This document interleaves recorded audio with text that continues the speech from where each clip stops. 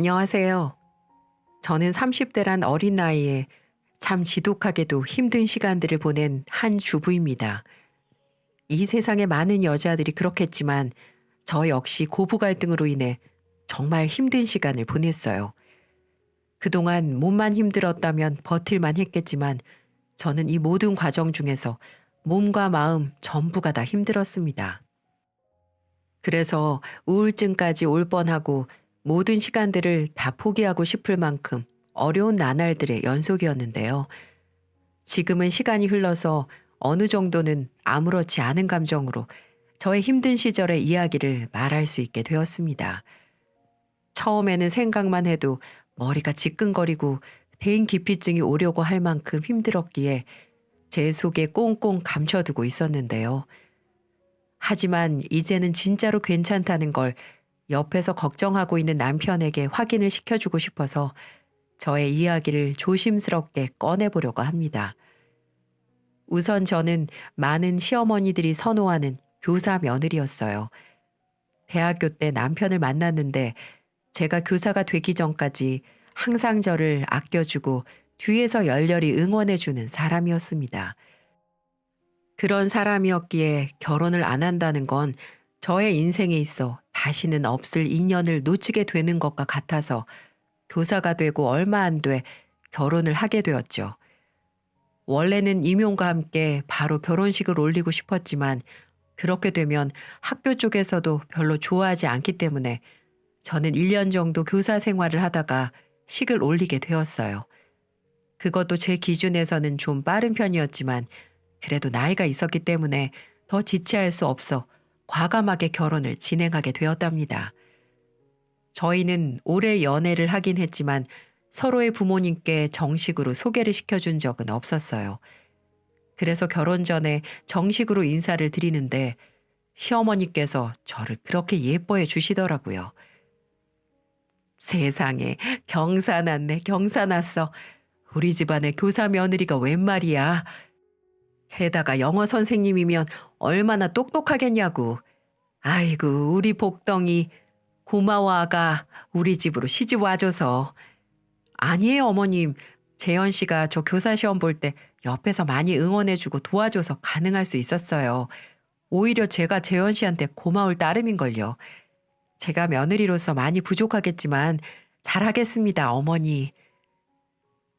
시어머니는 약간은 부담스러웠지만 그래도 저를 예뻐해 주시고 복덩이라고 이야기하며 환영해 주셔서 기분이 좋았어요. 저희 집 쪽에서도 남편이 저한테 어떻게 헌신을 해 주었는지 제가 이야기를 한 덕에 다 알고 있었기 때문에 두 팔 벌려 환영해 주셔서 저희는 축복 속에서 결혼을 할 수 있었답니다. 근데 사실 개인적으로 완전히 만족스러운 결혼을 한 건 아니었어요.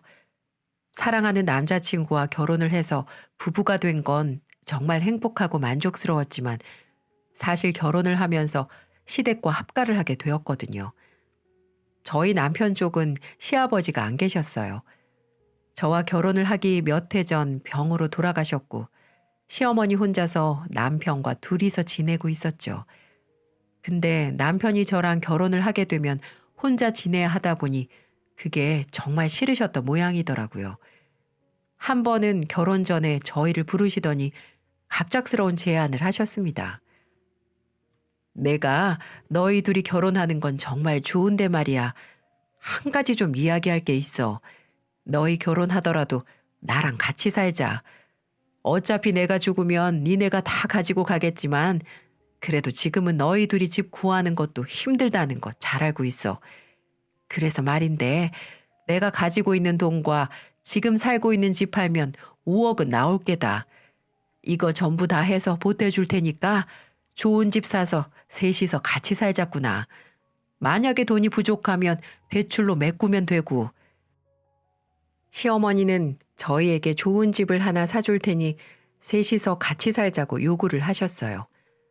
시어머니는 평생 돈을 벌어본 적이 없으셨지만 시아버지가 돌아가시면서 남긴 재산 일부와 집을 처분해 돈을 마련해 주신다고 하셨고요.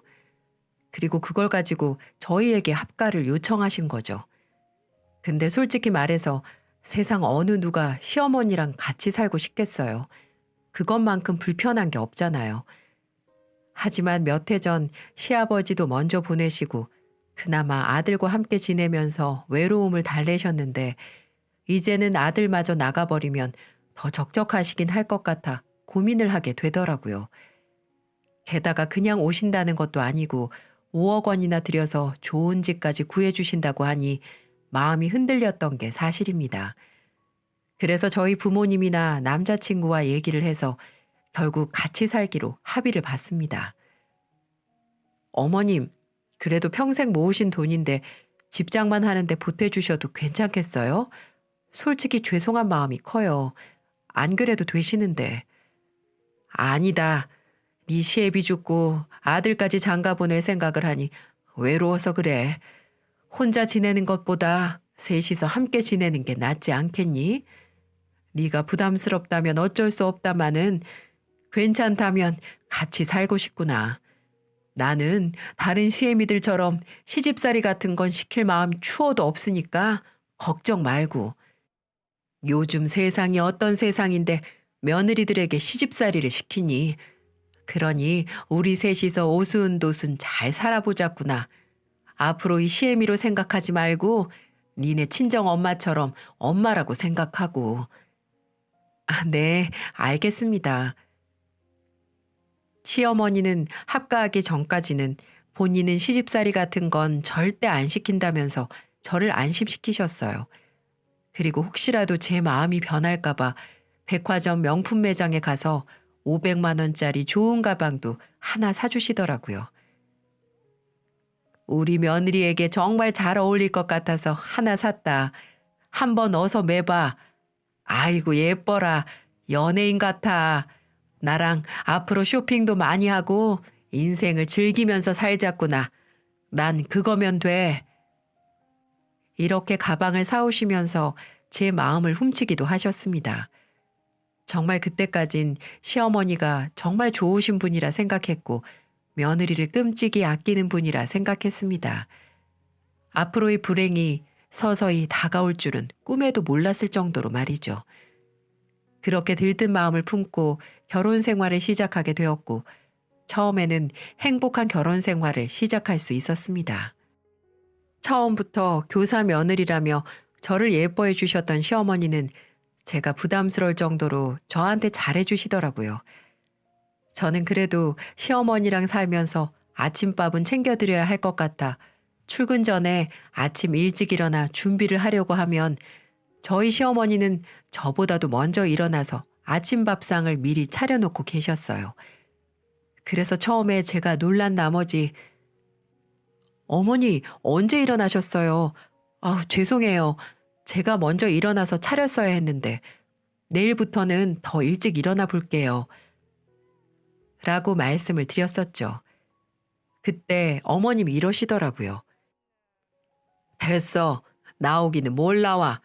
그냥 우리 며느리는 이 시어머니가 차려주는 밥 잘 챙겨 먹고 열심히 나가서 학생들 가르치면 돼. 선생님이 애들 가르치는데 힘을 써야지. 애먼데 힘을 쓰면 어쩌누. 그러니까 아무 걱정 말고 내일부터는 푹 자고 나와. 알았지? 저는 남들은 다 고부 갈등으로 인해 힘들다고 하는데 저는 오히려 시어머니의 사랑과 배려를 받으면서 결혼 생활을 이어나갈 수 있을 것 같아 기분이 좋았습니다. 저희 시어머니는 아침밥뿐만 아니라 저희 집의 빨래와 집안 청소까지 다 도맡아서 해주시며 직장 생활하는 우리에게 부담을 덜어주셨고 솔직히 며느리로서 저도 눈치가 보여 집안일을 열심히 해보려고 했지만 그때마다 저희 시어머니가 말리시는 통에 뭘 할 수조차 없을 정도였습니다.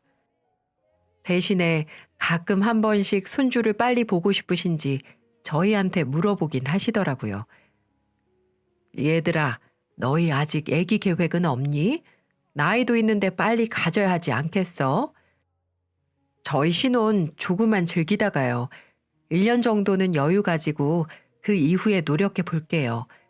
게다가 제가 교사로 임용된 지가 얼마 안 돼서 결혼한 데다 임신하고 육아휴직까지 한다고 하면 학교에서 좋아하지 않을 것 같아서요. 조금만 더 기다려 주세요, 어머니. 저희가 이렇게 얘기를 할 때마다 시어머니는 아쉬운 듯한 눈치를 보이셨지만 별다른 말씀을 하지는 않으셨어요. 근데 시어머니가 이렇게까지 아기를 기다리는 데는 이유가 있었습니다. 원래 어머니에게 저희 남편 말고 아들이 더 하나 있었다고 해요. 공부도 잘하고 정말 씩씩한 둘째 아들이었는데 군대를 다녀와서 그만 교통사고로 세상을 떠나고 말았다고 하더군요. 그 슬픔에 빠져나올 때까지 오랜 시간이 걸렸다고 했습니다. 그 얘기를 하시면서 눈물을 흘리시는데 너무 마음이 아프더군요. 그래서 어머님은 되도록 남편이 좀 더 많은 아들을 낳아서 어머니의 절차를 밟지 않았으면 하는 바람이셨던 것 같습니다. 하지만 1년이 지난 이후부터는 조금씩 부담을 주기 시작하시더군요. 얘들아, 너희가 결혼한 지도 이제 1년이 좀 지났고 새해가 시작되었으니 올해부터는 아기를 가지는데 힘을 좀 써보도록 해라.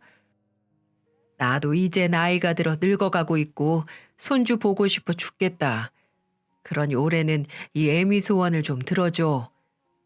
네, 어머니. 안 그래도 저희 올해부터는 조금씩 노력해 보려고요. 좋은 소식 들려드릴게요, 어머니. 아이고, 그래, 그래. 역시 우리 며느리가 세상에서 최고다, 최고야. 시어머니는 그때부터 기대에 차서는 하나둘 저희에게 이것저것을 해주기 시작하셨어요. 아가, 이거 견과류인데 임신에 좋대. 그러니까 아까워하지 말고 학교에다가 가져다 놓고 수시로 챙겨 먹어. 알았지? 이 시애미가 꼬박꼬박 챙겨줄 테니까. 아, 네, 어머님 감사해요. 처음에는 감사한 마음으로 받아서 먹었습니다. 그리고 이해를 했죠. 얼마나 손주가 보고 싶으면 이렇게까지 하실까. 근데 점점 더 심해지더라고요. 아가, 커피는 임신에 안 좋대. 앞으로는 커피는 마시지 마라. 내가 양파즙 하나 짜올 테니까 앞으로 그거 먹어. 네? 어머니, 저 양파즙은 냄새가 나서 잘 못 먹어요. 제가 커피 줄이고 잘 챙겨볼게요.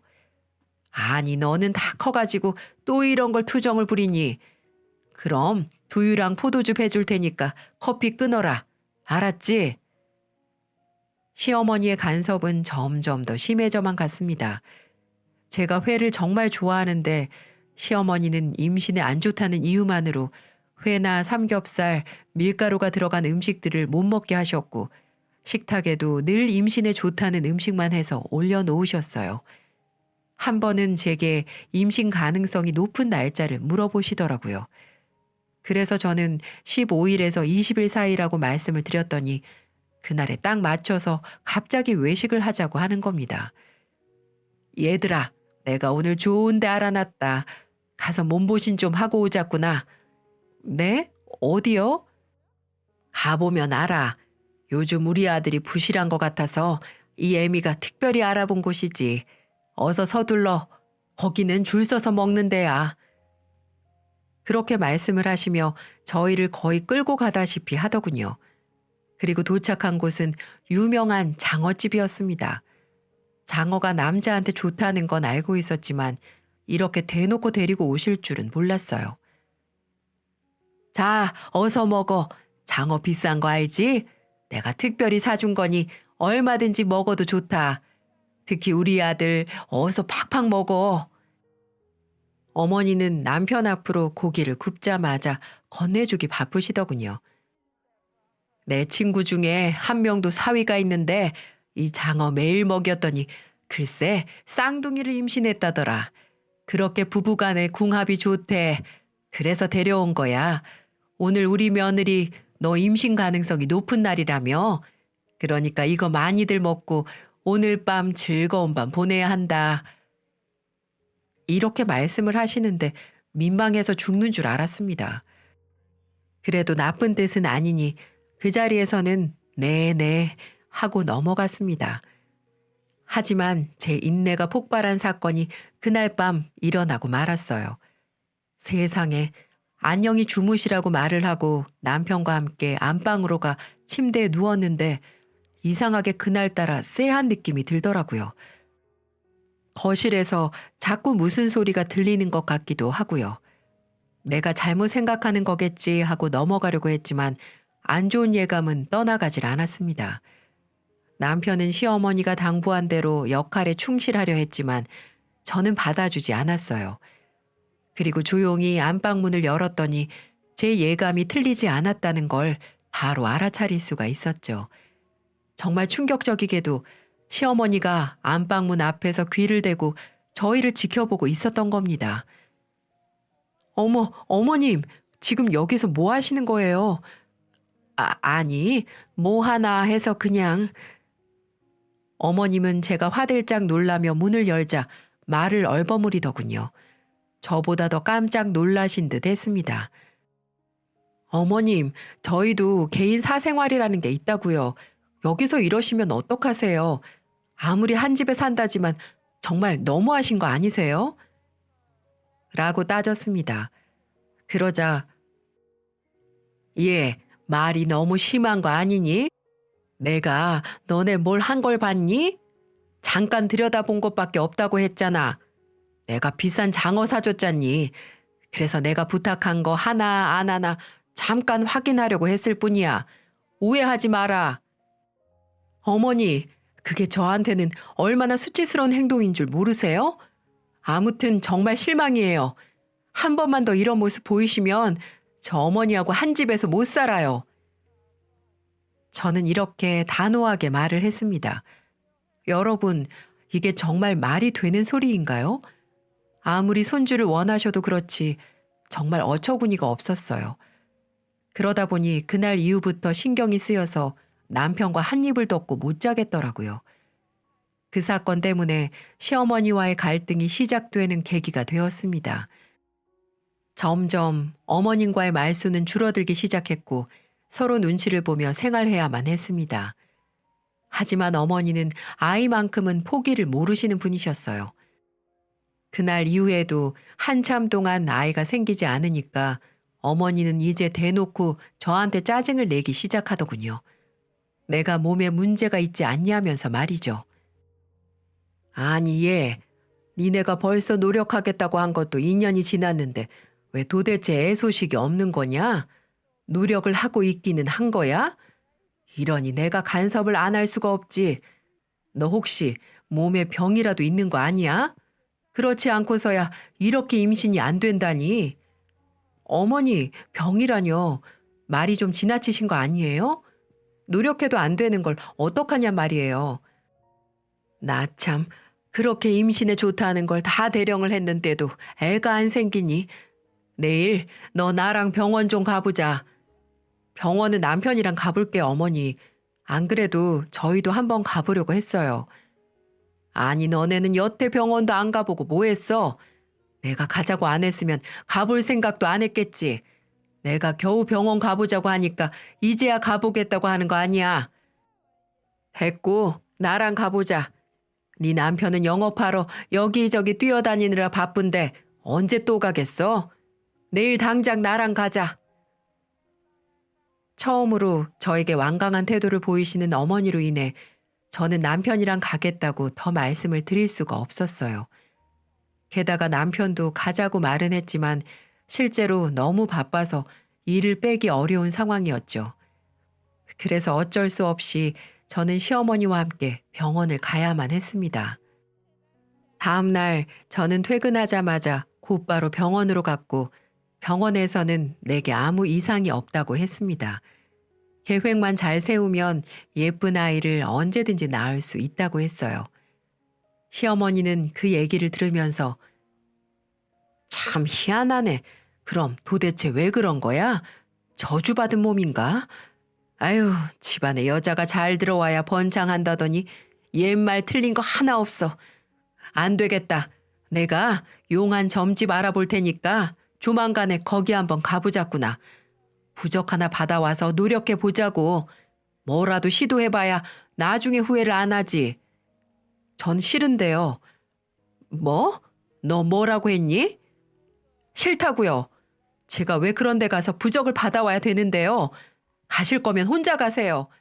그리고 강요 좀 하지 마세요. 어머니 때문에 스트레스 쌓여서 아이가 생기다가 말겠어요. 정말 모르시겠어요? 얘 또 시애미한테 말 함부로 한다. 도대체 교사라는 여자가 이렇게 어른을 공경할 줄 모르고 예의범절이 없니? 너한테 교육받은 애들이 불쌍하다. 그리고 우리 아들은 건강한 거 너도 알지 않니? 너도 이상이 없고 우리 아들도 이상이 없으면 도대체 뭐가 문제라는 거야? 난 우리 집안의 대가 끊길까 봐 걱정인데 넌 아주 팔자 좋게 얘기한다. 됐다. 나 먼저 가마. 버스 타고 오든 택시 타고 오든 오늘은 너 알아서 와. 정말 짜증나니까. 어머니는 그렇게 화를 내시며 택시를 타고 먼저 가버리셨어요. 그렇게 저를 놔두고 가버리시는데 너무 억울하고 속상해서 눈물이 나더군요. 울지 않으려고 해도 눈물이 나오는 건 어쩔 수가 없었어요. 저는 집까지 걸어가면서 내가 왜 이러고 살아야 하나 자괴감마저 들기 시작했습니다. 그리고 그 순간 가장 먼저 떠오르는 사람이 저희 친정 엄마더라고요. 엄마, 나야 잘 지내지? 그래, 우리 딸. 퇴근하고 집에 가는 길이니? 요즘 별일 없지? 날씨 추우니까 옷 따뜻하게 입고 다니고 우리 딸 엄마가 항상 기도하고 사랑한다. 역시 엄마는 엄마였습니다. 엄마의 목소리를 듣자마자 참았던 눈물이 왈칵 쏟아졌어요. 엄마, 어머, 너 지금 우는 거니? 왜, 무슨 일인데? 그렇게 말씀을 하시는데 저는 더 이상 아무 말 하지 않고 전화를 끊어버렸습니다. 제가 말을 하면 걱정하실 게 분명하셨거든요. 그리고 잘 지낸다고 걱정 말라고 문자를 보내고는 안심을 시켜드렸습니다. 그래도 엄마 목소리를 잠깐이나마 들으니 힘이 좀 났던 건 사실이에요. 나를 위해 항상 기도해주고 응원해주는 엄마가 있다는 사실이 제겐 큰 힘이 됐거든요. 그래서 다시 힘을 내보기로 했습니다. 시어머니와의 갈등도 어떻게든 풀어서 다시 좋게 지내보자는 마음도 들었고요. 시어머니 입장에서도 생각하니 자식 걱정하는 마음은 어떤 엄마에게도 같기에 좋게 받아들이기로 마음먹기로 했죠. 하지만 그런 제 마음을 몰라주시는 건지 어머님은 이제 점점 도가 지나쳐지기 시작했어요. 시간이 조금씩 지나니 어머님은 남편에 대한 집착증이 점점 심해지기 시작했어요. 남편은 그 시기에서는 저와 어머님의 갈등이 생길 때면 누구 하나 편을 들어주지 않고 중간의 위치에서 항상 서 있었는데 그게 못마땅했는지 언젠가부터는 제게 아들을 뺏겼다는 생각을 하신 것 같아 보였습니다. 저는 한 번씩 남편과 둘이서 바람을 쐬러 드라이브를 가기도 했었는데 어느 날부턴지 자꾸 따라온다고 하셔서 저희 데이트를 방해하셨고 어느 날은 주말에 친정에 갔다가 집에 온 적이 있었는데 세상에 안방 침대에서 남편이 낮잠을 자고 있을 때 제가 있어야 할 그 자리에서 자고 계신 겁니다. 이것뿐만이 아니었어요. 남편이 퇴근하고 곧바로 샤워하러 화장실에 갔는데 어떻게 행동했는 줄 아시나요? 아무리 본인 아들이지만 지켜야 할 선이 있는데 발가벗고 있는 화장실 문을 열고 화장실에 화장지 없다고 하면서 갖다가 올려놓는 겁니다. 남편도 놀랐는지 그 자리에서 바로 엄마! 라고 외쳤지만 어머니는 아무렇지 않은 듯 보였습니다. 너무 황당하지 않으신가요? 그러면서 내가 엄마인데 뭐가 창피해. 별걸 다 신경 쓴다. 하시며 뻔뻔하게 나오시는데 놀라움을 금치 못하겠더군요. 그리고 저와 남편이 어디라도 갈 때면 남편에게 전화해 어디니 아들. 식당에서 밥을 먹고 있으면 어디 식당이야? 엄마 갈까? 영화라도 보고 있으면 엄마도 영화 보고 싶은데. 이렇게 말을 하시는데 정말 소름이 끼치더군요. 제발 그러지 말라고 타일러도 보고 부탁도 드렸지만 바뀌시는 게 없었습니다. 그때부터 저는 도저히 안 되겠다 싶어 남편에게 분가를 요구했지만 남편은 조금만 시간을 달라고 하며 저를 피하려고 하더군요. 전 그때 느꼈습니다. 왜 시부모들이랑 합가하면 안 되는지 저만 뼈저리게 느꼈어요. 정말 불편한 게 한두 가지가 아니었습니다. 시어머니의 남편에 대한 남다른 사랑에 임신까지 스트레스 주는데 제가 이러려고 결혼을 했나 이런 생각마저 들더라고요. 정말 머리를 감으면 스트레스로 인해 머리카락이 많이 빠질 정도로 힘들었던 시간이었네요. 그때 제 나이가 33살쯤 되었는데 이제는 어머님은 30살이 넘어 내가 노산이 일찍 온 것 같다면서 남편과 함께 시험관을 준비하라고 말을 하더군요. 예, 자연 임신이 안 되면 시험관이라도 해. 벌써 몇 년째니?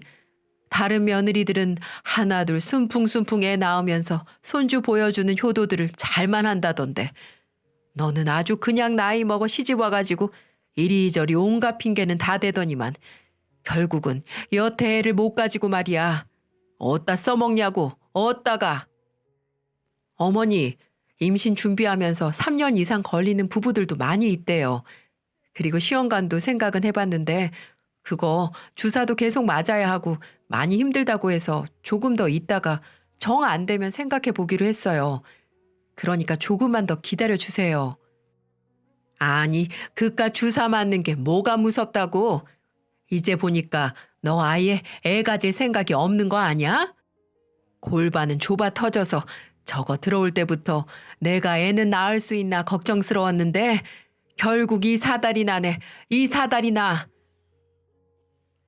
시어머니는 독서를 마구 내뿜으며 저를 비참하게 만드셨어요. 그리고 그날로부터 저를 완전히 며느리로 생각하지 않기로 하셨는지 온갖 시집살이를 시키기 시작하셨습니다. 예, 너는 지금 시간이 몇 시야? 내가 몇 년째 밥 해다 바쳤으면 이제는 너 알아서 할 때도 되지 않았어? 어디서 시어머니가 있는데 이 시간까지 퍼질러 쳐 자고 있어? 시어머니는 아침상을 차리지 않는 것부터 트집을 잡기 시작하셨습니다. 원래는 7시에 일어나 차려주신 밥을 먹고는 준비해서 출근을 했었는데 그날로부터 저는 새벽 6시부터 일어나 시어머니 밥상을 차려드려야 했어요. 그걸로 모자라 시어머니는 집안 청소까지 다 시켜대면서 본인은 손도 까딱하지 않기 시작하셨죠. 무엇보다 시어머니는 참 지독하게도 저를 몰아세우셨어요. 여자가 애를 못 낳는다는 건 쓸모가 없어졌다는 거야. 알어? 네가 우리 집에 들어온 것부터가 잘못됐어. 내가 한눈에 알아봤어야 했는데 속아 넘어가서는 이게 뭔 경우냐고 이게. 내가 저걸 며느리라고 들여서 아이고 머리야. 아이고 내 인생. 야, 너 그러지 말고 내 아들이랑 이혼해라. 우리 집 대를 다 끊어놓고 네가 감히 아직도 내 아들이랑 살 생각을 한다는 것 자체가 나는 너무 끔찍해. 시어머니는 아예 대놓고 이혼을 부추기셨어요. 대를 끊어놓고 집안을 말아먹는 년이라면서 온갖 막말을 하며 저를 괴롭혔죠. 처음에는 저도 임신이 안 되어 마음도 힘들고 죄송스러운 게 있어서 넘어가다가 점점 도를 넘어가니 이건 정말 아니다 싶어서 맞대응을 하기 시작했습니다. 어머니, 말씀이 정말 너무 지나치세요. 같은 여자면서 어떻게 그런 식으로 저를 대하세요? 제가 노력을 안 하는 것도 아니고 말이에요. 이게 결혼해서 여자고 뭐고가 어딨어? 그냥 애 낳고 집안 살림 책임지는 종으로 사는 거지. 나 때는 그랬어. 나 때는 결혼하자마자 애 낳고 애 임신해서도 집안 살림 챙기느라 밤낮 없이 일했다고. 어디서 그따위로 말해? 시어머니에게는 저의 반항이 먹히지 않았습니다. 오히려 더 그분의 화를 돋구고 그분의 예측할 수 없는 행동을 부추기는 꼴이 될 뿐이었어요. 시어머니의 행동은 점점 더 심해지더니 이제는 상식 밖의 일까지도 벌이셨습니다. 덕분에 저는 얼마 못 가 시어머니에게 큰 충격을 받게 되는 사건을 맞이하게 되었죠. 저는 퇴근 후 집안 청소를 하고 있는데 어디선가 큰 목소리로 통화를 하는 소리가 들렸고 그 주인공은 바로 저희 시어머니였어요. 시어머니는 당치도 않는 소리를 해대며 통화를 하고 있었고 그건 누가 봐도 저보고 일부러 들으라는 식으로 하는 내용이었습니다. 민지 엄마. 요즘은 흥신소나 사람 연결해 주는데 전화하면 대리모도 알려주나? 아니, 우리 집 며느리 말이야. 전에 얘기했잖아. 애를 못 가진다고. 아주 그냥 쓸모없이 밥만 축내고 있어서 어찌나 복장이 터지는지. 우리 불쌍한 아들은 애도 못 보고 이리저리 뛰어댕기고 있는데 내가 대리모라도 붙여줄까 싶어서. 그래야 자식 키우는 재미 보며 살 거 아니야. 아니면 아예 새 여자를 들이면 더 좋고. 저는 이걸 들으면서 더는 참을 수 없어 시어머니에게 가서 곧바로 핸드폰을 빼서 던지고는 따졌습니다. 어머니, 진짜 미치셨어요? 어머니 진짜로 대리모 쓰시다가 저한테 걸리셔서 제가 어머니 신고하면 어떡하실 거예요?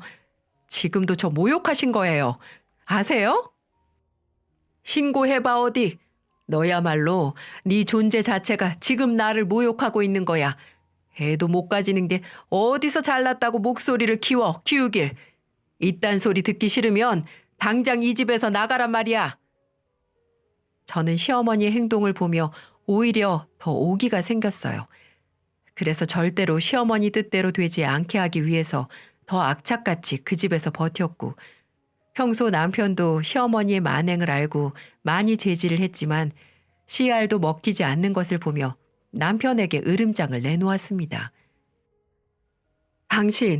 당신 어머니 저대로 나 모욕하시는 거 멈추지 않으시면 이혼 사유 당신하고 어머니한테 다 뒤집어 씌우고는 이혼해 버릴 거니까 나랑 이혼하고 싶지 않으면 당신 어머니 말려. 알았어? 알았어 여보. 미안해. 내가 정말 미안해. 됐어. 한두 번이야? 그리고 이번에는 나랑 꼭 같이 가서 당신도 검사해. 임신 안 되는 건 여자한테만 문제 있는 거 아니잖아. 몇 번을 같이 가자고 해도 일 핑계 대면서 이리저리 빠지는 거 나 이제 못 참아. 저는 남편에게 으름장을 내놓으며 말을 했어요. 그동안 남편에게도 병원을 같이 가자고 몇 번이나 이야기를 했지만 남자들은 무정자증 검사를 받기 위해서는 시간을 몇 번 따로 내서 병원을 가야 했는데 바쁜 남편으로 인해 갈 수가 없었어요. 하지만 이번에는 더 이상 양보를 할 수가 없어 단호하게 이야기를 했습니다. 무정자증 검사는 기본 2번 이상 진행이 되었는데 남편과 첫 번째로 같이 병원에 다녀와서 검사를 받은 이후 시어머니와의 연을 끊을 만큼의 혹독한 경험이 저에게 닥쳐왔어요. 저는 거의 시어머니와 말도 섞지 않으며 좋지 않은 사이로 계속해서 지내고 있었습니다. 그리고 최소한의 며느리 노릇만 하며 지내고 있었죠. 사건 당일날 저는 저녁을 끓이고 있었는데 시어머니가 저보고 이러는 거예요. 예, 오늘은 라면이나 먹자. 내가 요즘은 사는 보람이 없다. 밥도 먹어서 뭐하니? 대충 라면으로 때워야지. 저는 이 말에 대답도 하기 싫어서 말없이 라면을 끓였고 같이 먹는 것도 싫어서 하나만 끓이고는 식탁에다가 대령을 했죠. 근데 그 뒤로 라면이 제 면상을 후려치는 사건이 발생하게 되었습니다. 야, 너 이게 지금 라면이라고 끓인 거야? 계란이 없잖아, 계란이. 면은 면대로 불어터지고 아주 그냥 제대로 하는 게 뭐야? 네가 이 집에 와서 한 게 뭐냐고. 시어머니는 온갖 역정을 내며 저에게 화를 냈고 저는 도가 지나친 행동에 똑같이 상식적으로 대해줄 수가 없어서 성질대로 저질러 버리고 말았어요. 지금 당신 이거 상해죄로 고소하면 바로 깜빵이야. 알아? 이제 하다 못해 미친 거야? 노망 난 거냐고. 저는 얼굴이 뜨거워 말도 제대로 하지 못한 채로 따졌고 더 말하기도 힘들어 얼른 가서 차가운 물로 얼굴을 식히며 난리를 피웠습니다. 다행히도 제가 끓이고 나서 민기적거리다가 라면이 어느 정도 식은 뒤에 나왔고 본인이 늦게 나와서 뿌른 걸 저한테 뒤집어 씌우면서 가짜는 핑계를 대가며 저에게 심한 행동을 한 거였어요. 그래서 덕분에 많이 다치진 않았지만 저는 더 이상 시어머니와 같이 살 수가 없었습니다. 그래서 남편에게 이야기를 했죠. 당신 경고하는데 지금 여기서 선택해. 나랑 이혼할 건지 아니면 분가해서 당신 어머니랑 인연 끊고 살 건지. 아니, 당신은 어머님하고 왕래해도 상관없어. 하지만 나한테까지 요구하지 마. 난 저런 시어머니를 어머니로 인정할 수 없어. 라고 말하며 선택을 하라고 말을 했죠. 성격은 개차반이고 아들밖에 모르고 며느리를 쓰레기로 생각하는 그런 시어머니는 필요 없다면서 말이죠.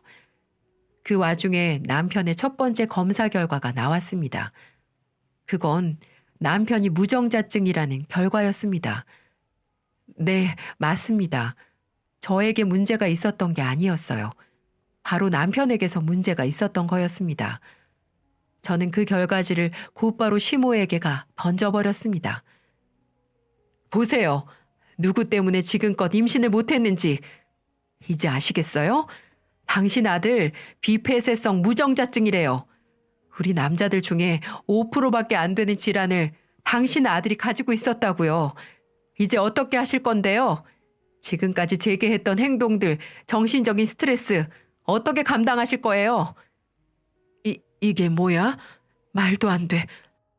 말도 안 된다고. 말이 안 되는 건 당신이세요. 자기 아들 귀한 거 알면 남의 자식 귀한 것도 아셨어야죠. 그렇게 울분을 토하며 말을 했더니 남편이 중간에서 나서 주더군요. 어머니, 더 이상 저희 어머니랑 살 수 없어요. 왜 자꾸 며느리를 괴롭히시는 건데요? 저도 중간에서 얼마나 입장이 난처한 줄 아세요?